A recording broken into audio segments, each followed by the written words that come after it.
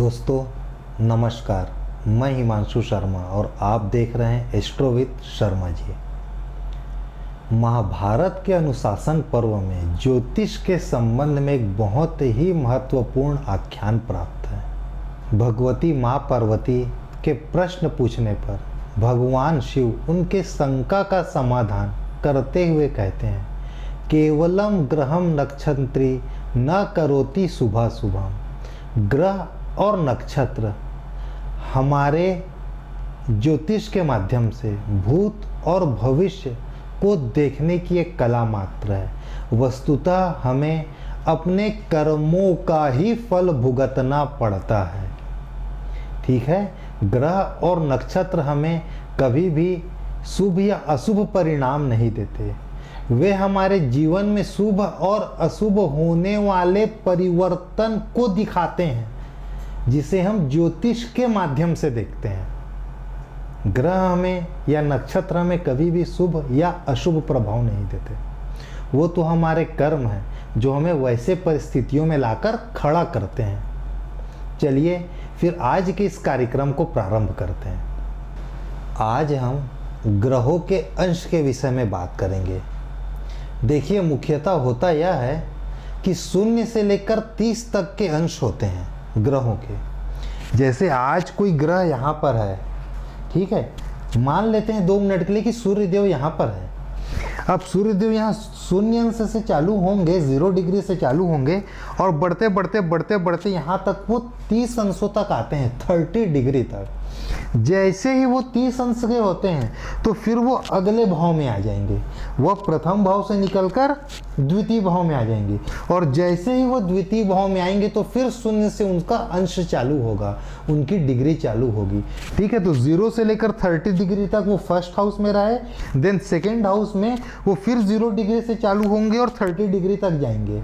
ठीक है, तो जैसे 0 से 30 तक यहाँ पर आए, 30 में उनका अंश खत्म हुआ, यहाँ पर आ गए दूसरे भाव में, तो फिर से 0 अंश के वो हो गए। 0 अंश से धीरे धीरे बढ़ते बढ़ते वो 30 अंश तक आएंगे। जैसे वो 0 अंश से 30 अंश तक आएंगे, उसके बाद फिर वो 0 अंश में आ जाएंगे और अपने भाव को परिवर्तित कर लेंगे। द्वितीय भाव से वो किस में आ जाएंगे? तृतीय भाव में। मतलब एक भाव में एक ग्रह 30 अंशों तक होते हैं और कुल मिला के हमारे पास 12 भाव होते हैं। तो 30 गुणा 12 बराबर 360। ठीक है, एक जो सर्कल होता है वो पूरा पूरा हो जाता है। ग्रह जब 0 अंश से 6 अंश के बीच होते हैं तो वे लगभग 25% अपना परिणाम दिखाते हैं। इसी प्रकार से ग्रह जब 6 अंश से लेकर 12 अंश के बीच में होते हैं तो वे लगभग 50% तक अपना परिणाम दिखाते हैं। और जब ग्रह 12% से 18% तक हो तो वे अपना 100%, अपना 100% परिणाम दिखाते हैं। कुंडली में उनका परिणाम परिलक्षित होता है।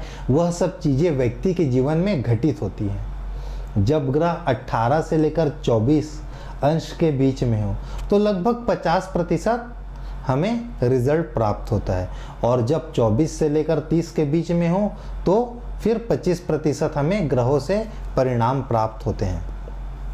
देखिए, लेकिन इसमें एक छोटी सी चीज़ है। छोटी सी चीज़ क्या है? ग्रह केंद्र में बैठे हैं, त्रिकोण में बैठे हैं, या किसी त्रिक भाव में बैठे हैं, मित्र राशि में बैठे हैं कि शत्रु राशि में बैठे हैं, उच्च के होके बैठे हैं कि नीच के होके बैठे हैं, यह सब चीज़ें भी मायने रखती है। इसीलिए मैं लिखते समय ±40% लिखा था। देखिए क्या होता है कि कोई ग्रह है जो 12 से 18% के बीच में तो है, लेकिन उसके ऊपर 2-2, 3-3 बुरे ग्रहों की दृष्टि है। वह कुंडली के किसी अच्छे भाव में नहीं बैठा है। हो सकता है वो त्रिक भाव में बैठा हो सकता है वो पाप कर्तरी में हो। तो वह जो परिणाम हमें 100% मिलने वाला है वो घट के 60%, 70%, 80%, 50% तक भी आ सकता है। ठीक है, इन सब चीज़ों को हमें ध्यान देना है। 0 से लेकर 6 अंशों के बीच में है तो हम यह मान के चलते हैं कि वो हमें मोटा मोटा 25% के आसपास तक रिजल्ट देंगे। 6 से 12 में है तो 50%, 12 से 18 में है तो 100%, 18 से 24 में है तो फिर 50% और 24 से 30 के बीच में है तो फिर 25%। अच्छा, जब ग्रह 0 से लेकर 6 अंशों के बीच में होते हैं तो हम कहते हैं कि ग्रह अभी बाल अवस्था में है। ठीक है, जब वह 6 से 12 अंशों के बीच में होते हैं तो हम कहते हैं ग्रह किशोरावस्था में आ रहा है। जब वह 12 से 18 में होते हैं तो हम कहते हैं ग्रह जो है पूर्ण रूप से विकसित है, वह युवा अवस्था में है। जब ग्रह 18 से लेकर 24% में होते हैं तो हम कहते हैं कि यह जो ग्रह है वो प्रौढ़ावस्था में है। और जब 24 से लेकर 30 अंश के बीच में होते हैं तो हम कहते हैं कि ग्रह अभी जो है वह वृद्धावस्था में है, उनमें परिणाम देने की क्षमताएं बहुत ही कम है। ठीक है, तो हमें ग्रहों के संबंध में किसी भी प्रकार का फलादेश करने के पहले यह देखना अति अनिवार्य है कि वह ग्रह कितने अंशों में है। चलिए ठीक है, अब हम आ जाते हैं ग्रहों के राशि परिवर्तन में। अभी हम एक बात ये किए कि सूर्यदेव 0 डिग्री में आएंगे, फिर 1, फिर 2, फिर बढ़ते बढ़ते 30 डिग्री में, और 30 डिग्री के बाद फिर वो अगले भाव में आ जाएंगे। अगले भाव में मतलब अगली राशि में। 2 मिनट के लिए मैं मान लेता हूँ कि यहाँ पर यहाँ 4 नंबर से चलिए ये कुंडली चालू करते हैं। यहाँ 4 लिखा है, यहाँ 5 लिखा है, यहाँ 6, यहाँ 7। ठीक है, अब आज यदि सूर्यदेव यहाँ पर है 4 नंबर की राशि में मतलब कर्क राशि में, तो वो 0 से लेकर 30 डिग्री तक बढ़ेंगे। जैसे ही वो 30 अंश में आएंगे, 30 डिग्री के वो होंगे, तो वो अपना राशि परिवर्तन करके कर्क राशि से निकल के सिंह राशि में आ जाएंगे। लेकिन ये प्रक्रिया कितने दिन में होगी? वह कर्क राशि से बाहर कितने दिन में आएंगे, वो अगली राशि में कितने दिन के बाद जाएंगे, और अगली राशि में जब जाएंगे तो फिर से वो उस राशि में कितने दिनों तक रहेंगे। तो वो है राशि, ग्रहों का राशि परिवर्तन। देखिए, सूर्य देव एक राशि में 30 दिनों तक रहते हैं। मतलब यदि सूर्य देव आज यहाँ पर शून्य अंश में आए तो 30 दिन में हर दिन में उनकी 1 डिग्री मोटा मोटा बढ़ेगी, और वो 30 दिन के बाद 0 डिग्री से 30 डिग्री में आ जाएंगे। फिर वो अपने भाव को, अपनी राशि को परिवर्तित कर लेंगे। इसी प्रकार से चंद्रदेव 2.25 दिन में अपने राशि को परिवर्तित करते हैं। मतलब यहाँ 4 लिखा है, इसका सीधा सीधा मतलब है कि यहाँ पर 3 लिखा होगा। कल तक मिथुन राशि में चंद्रदेव थे, और आज यदि वो कर्क राशि में आए हैं तो सिर्फ 2.25 दिन वो कर्क राशि में रहेंगे। 2.25 दिन के बाद फिर वो कर्क राशि से निकलकर सिंह राशि में आ जाएंगे। सबसे जल्दी सबसे तेजी के साथ जो ग्रह अपने स्थान को परिवर्तित करते हैं, अपनी राशि को परिवर्तित करते हैं, वह है चंद्रदेव, जो हमारे मन के कारक हैं। ठीक है, इसी प्रकार से देखिए मंगलदेव 45 दिन में, शुक्र और बुध 27 दिन में, गुरुदेव एक राशि में 13 माह तक रहते हैं, 1 साल और 1 माह। मतलब आज यदि गुरु देव सपोज हम मान लेते हैं कि 4 नंबर की राशि में संचरण कर रहे हैं, वह कर्क राशि में आए हैं, तो वे लगातार 13 महीने तक इसी एक राशि में, कर्क राशि में ही रहेंगे। फिर 13 महीने के बाद वह अगली राशि में जाते हैं, अगली राशि में परिवर्तित करते हैं। इसी प्रकार से शनिदेव 30 माह तक अर्थात 2.5 वर्ष नवों ग्रहों में सबसे ज़्यादा समय तक एक राशि में रहने वाले जो ग्रह हैं वह है शनिदेव। शनिदेव एक राशि में 2.5 साल तक रहते हैं। 2.5 साल के बाद फिर वह राशि परिवर्तित करते हैं।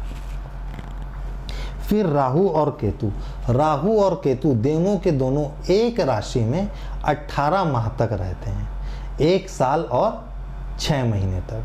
ठीक है, तो देखिए जैसे चंद्रदेव, मंगलदेव यदि आज मान लेते हैं कि 1 तारीख है, आज 1 जनवरी है, तो वो पूरे जनवरी भर इस प्रथम भाव में रहेंगे, 4 नंबर की राशि में रहेंगे। प्रथम भाव नहीं, 4 नंबर की राशि, कर्क राशि में। 4 नंबर की राशि कहीं पर भी हो सकती है। आज यदि मंगलदेव कर्क राशि में प्रवेश किए तो अगले 45 दिन तक वे कर्क राशि में ही रहेंगे। ठीक है, तो आज यदि वो आज मान लेते हैं कि 1 जनवरी है और वो 1 जनवरी को कर्क राशि में आए, मतलब पूरा का पूरा जनवरी और मोटा मोटा फरवरी के 15 तारीख तक अनुमानित 1-2 दिन ग्रहों की चाल, सूर्य की दूरी, उसके अनुसार ग्रहों की चाल भी थोड़ी सी परिवर्तित होती है। ग्रह जब सूर्य से दूर होते हैं तो उनकी चलने की गति थोड़ी धीरे होती है। सूर्य के जब एकदम करीब आ जाते हैं तो अतिचारी हो जाते हैं, उनकी स्पीड थोड़ी सी बढ़ जाती है। ठीक है, तो मोटा मोटा 45 दिन तक मंगलदेव यहाँ, यदि 1 जनवरी को मंगलदेव कर्क राशि में आए हैं तो पूरे जनवरी और फरवरी के मोटा मोटा 15 तारीख तक वे कर्क राशि में ही रहेंगे। उसके बाद अनुमानित 15 फरवरी के आसपास 1-2 दिन आगे 1-2 दिन पीछे वह अगली राशि में आएंगे, फिर 45 दिन तक यहाँ रहेंगे। ऐसा कर करके वो 12 राशि में चलते हैं सभी ग्रह। ठीक है, चलिए दोस्तों, अब समय है टिप ऑफ द डे का। देखिए, आपको जहां पर भी ऐसा लगता है कि घर के इस कमरे में या इस दीवार में या इस लोकेशन में वास्तु से संबंधित किसी भी प्रकार की परेशानी है, तो आप उस कमरे के एंट्रेंस और एग्जिट में उस दीवार के आगे और पीछे शुभ लाभ और स्वास्तिक बना दें।